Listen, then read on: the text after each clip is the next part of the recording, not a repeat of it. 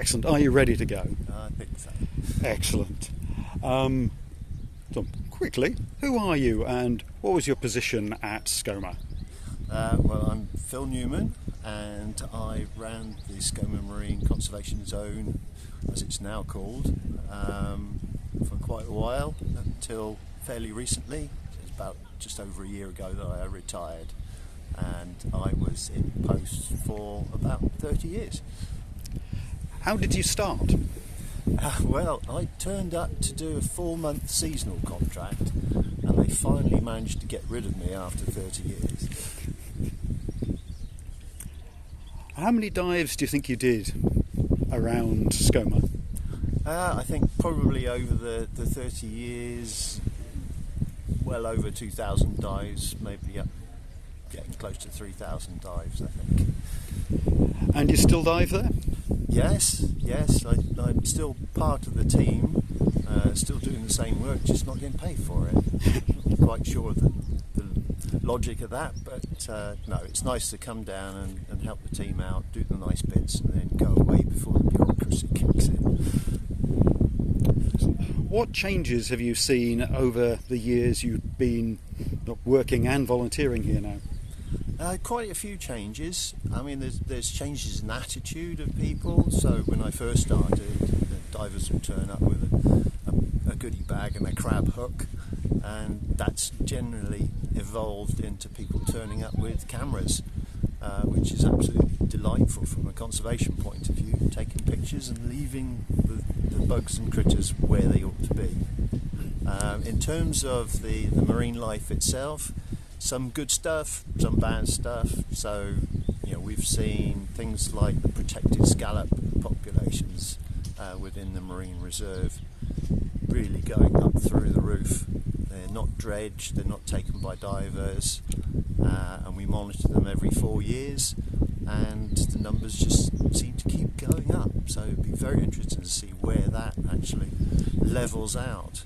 But I mean, that's fairly obvious effect of the marine conservation around Skomer, but less visible is the sort of knock-on effect, if you like, of that ban on mobile fishing gear, where the seabed itself has become a lot more diverse, so the number of species actually living on and in the sediments has just gone through the roof too.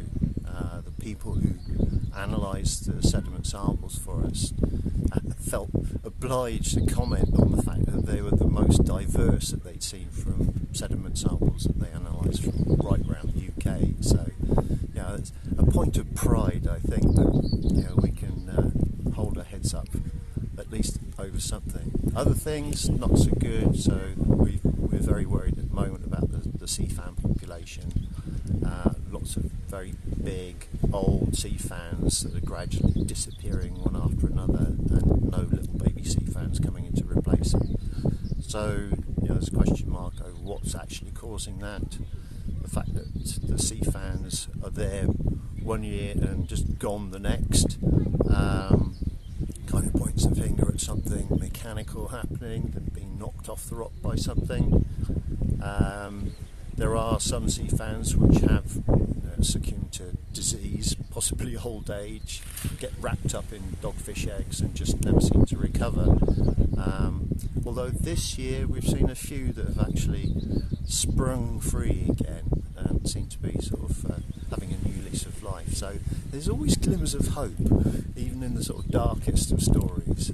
But the management of the Marine Reserve basically precluded things like anchoring and taking of souvenirs by divers and so on and so forth. So the only thing really left that hits the seabed, if you like, is lobster potting, which is pretty much unlimited. The only thing limiting how many pots of fishermen put in the sea is how much money he's got to spend on them. So that's still a concern. Excellent. So most of the work I've heard down here is described as monitoring, so you're keeping an eye on it. What's the value of monitoring? Well, it's incredibly important to have monitoring, but also long-term monitoring. If you have a monitoring program that only lasts a few years, that tells you what happened over those few years. Continuous monitoring gives you the trends over decades that you really need to see. It also gives you good baselines that you can work from, so you can tell whether your management is doing any good. You can see what potential impacts are having. So, for instance, we'd started our monitoring just before the Sea Empress oil spill.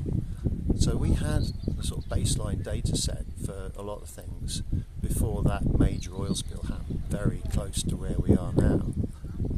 So we could see from that what the effects, or the lack of effects, interestingly, were of that particular oil spill. Going into the future, we're finding more and more academic and statutory organisations are relying on us because we have this long-standing set of data. They're coming to us and saying, oh, what happened back in the 90s? Because nobody else has got that data. So, it's very much all credit to the Countryside Council for Wales, which was the organisation that set up the Marine Nature Reserve, for investing like they did at the time. And credit to Natural Resources Wales, they've actually kept it going so far. What are you proudest of in the time you've been around Skomer? All sorts of things. I think the improvement in some of the biodiversity and some of the habitats that we've got, just the longevity of the data set. In fact, we've managed through hell and high water, literally sometimes, to keep the monitoring going, through oil spills, through lockdown, through foot and mouth disease, you name it. These things have thrown various hurdles at us, but we've managed to keep going. But I think also the fact that we've reached out to people and we've got people involved. So our whole volunteer monitoring program with the volunteer projects that have been run over many, many years. And I think that's invested people in a sense of ownership of the area and of the marine environment. So very happy to see that burgeoning. Excellent. What would you change? Do you want more protection for the reserve? Yes, I think one of the questions I used to get asked most by members of the public is, well, if this is a marine reserve, why are people still fishing it? It's a very tricky question to answer, other than, it's politics, which seems like such a cop-out, but it is political will. If the political will was there, we could have actually a fully protected marine reserve, and that way we'd be able to see what the effect of that would be. If it's negative, then so be it, but I suspect it probably wouldn't be. So yes, less fishing, more protection, but not removing access to the public, keeping people able to visit and see the effect of the conservation work that goes on around Skomer. What do you want for the future of the reserve? Do you have a vision for 20 years' time? Well, kind of. More of the same. I mean, that's the thing about monitoring. It's pretty monotonous, pretty boring if you've done it for 30 years, but another 20 years is going to give us a fantastic data set, which is going to be absolutely invaluable to the marine conservation efforts of the future. And if we can gain more protection to the area, I think that data set becomes even more valuable. So more protection, but more of the same.